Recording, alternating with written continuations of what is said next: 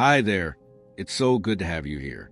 Today, I want to talk about something that might truly surprise you. It's something backed by science, supported by countless personal stories, and most importantly, it offers a lot of hope. Have you ever thought about what age you were the happiest? You might think it was your 20s or 30s, when your body was strong, you had big dreams, and life felt wide open.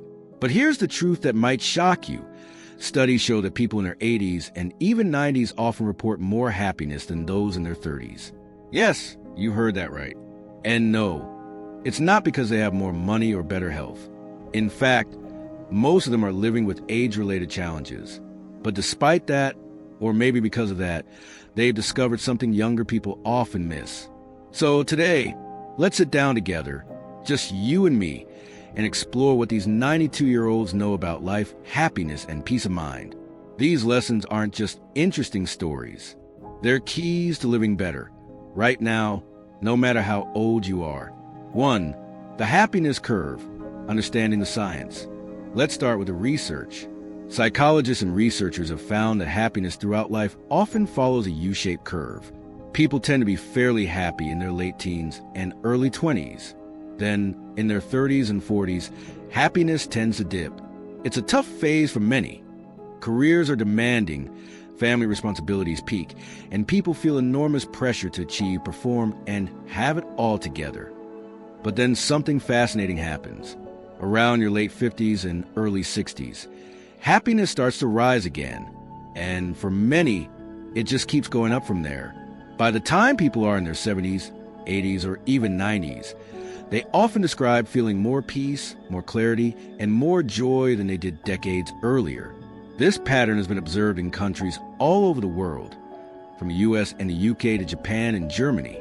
It doesn't seem to matter where you're from or how much money you have. What matters is something deeper. 2. The 6 reasons 92-year-olds are often happier than 30-year-olds. Let's break down what these elders know that many younger people don't. These are real-life lessons gathered from people in their 80s and 90s.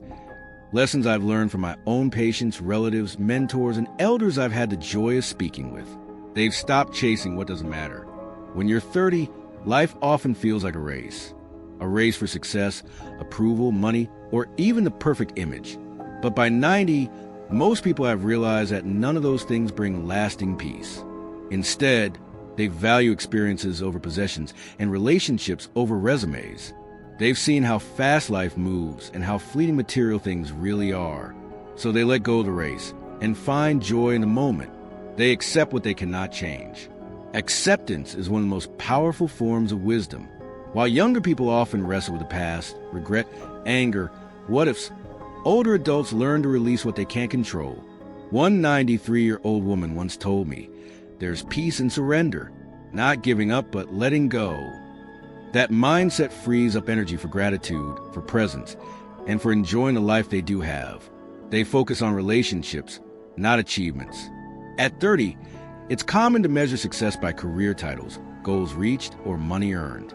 But talk to someone in their 90s, and you'll hear something very different. They talk about love, family, friends, conversations, forgiveness. These are the things they remember and treasure. Many say, in the end, what matters is who you loved and who loved you back.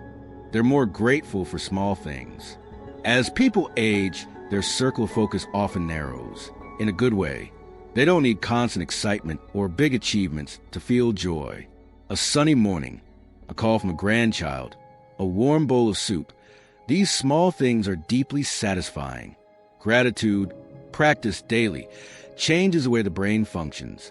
It boosts happiness, reduces stress, and improves overall health. They stop comparing themselves to others. Comparison is a thief of joy, and in our younger years, we're constantly comparing our bodies, our jobs, our families, our homes. But by 90, most people stop caring about those comparisons. They've seen too much, lost enough, and lived long enough to know that everyone has battles. They stop comparing and start appreciating. They make peace with mortality. This may sound heavy, but it's actually freeing. People in their 90s know they're nearing the end of life, and instead of fearing it, many find peace with it. That peace brings clarity. It makes every day more precious.